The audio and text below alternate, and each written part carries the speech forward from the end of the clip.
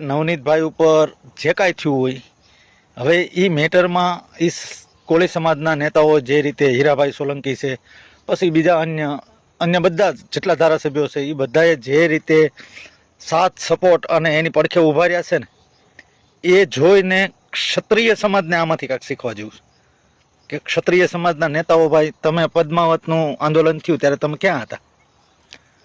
પછી આપણે આ રાજકોટ પરસોત્તમ રૂપાલાની વિરુદ્ધમાં જ્યારે સમાજ ઉતર્યો ત્યારે તમે ક્યાં બેઠા હતા? ત્યારે તમે સમાજને પડખે મૂકીને અને પાર્ટીના પ્રોટોકોલને વળગીને બેઠા હતા. એ રીતે ન હોવું જોઈએ. સમાજ તમને છે ને મોટા કરે છે અને સમાજ જ તમને ધારાસભ્ય કે સંસદ સભ્ય બનાવતો હોય. જ્યારે સમાજ ઉપર સમાજનું કામ આવે ને ત્યારે મોઢા ન ફેરવવાના હોય. એવો બોધપાઠ આ સમાજ આપણને અત્યારે આપી રહ્યો છે. એ નેતાઓને ખરેખર દિલથી ધન્યવાદ દેવો પડે. હવે આપણે એ મેટરમાં શું છે અને ખરેખર કોણ ગુનેગાર છે અને શું થશે હવે આગળને, એ બધી ભવિષ્યની વાત છે. પણ અત્યાર સુધી જે કાંઈ બનાવ બન્યા છે, અત્યાર સુધી જે કાંઈ અત્યારે મેટર હાલી રહી છે, તમે વિચાર તો કરો. 24 કલાકમાં પીઆઈની બદલી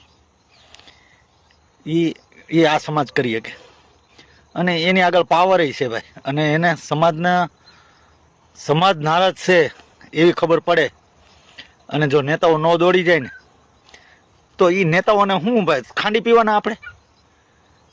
આપણે ઓલા જગદીશ મહેતા કે એમ એના જેને ભોજ્યો ભાઈ ઓળખતા ન હોય એવાને તમે નેતાઓ બનાવીને ઉપર મોકલ્યા હોય અને એ જ્યારે સમાજનું કામ આવે એટલે ક્ષત્રિય સમાજને આમાંથી બોધ લીધા જેવો છે.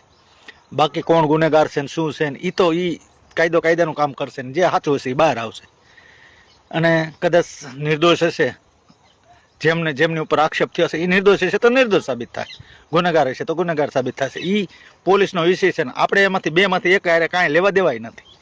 આપણે નથી આને ઓળખતા, નથી એને ઓળખતા, પણ આપણે આપણા સમાજને ઓળખી, ક્ષત્રિય સમાજને, કે આપણે જરૂર પડીને ત્યારે એક પણ નેતા ભાજપનો આવી નહોતો ઊભો રહ્યો કે ભાઈ અમે તમારી હારે છીએ. એટલું નહોતા બોલ્યા.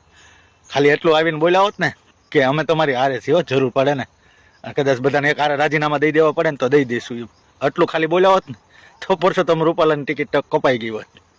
પણ નહોતા બોલી ગયા. એટલે આની ઉપરથી હવે બીજા નેતાઓ બોધ લે એવી સૌને આશા. જય હિન્દ, જય માતાજી. વિડીયો સાચો લાગે ને મિત્રો દરેક ક્ષત્રિય સુધી પહોંચાડજો. અને મેં તો આ ભાજપ છોડવાનું કારણ જ મારું હું તો ભાજપમાંથી નાનપણથી મોટો થયો છું. પરસોત્તમ રૂપાલા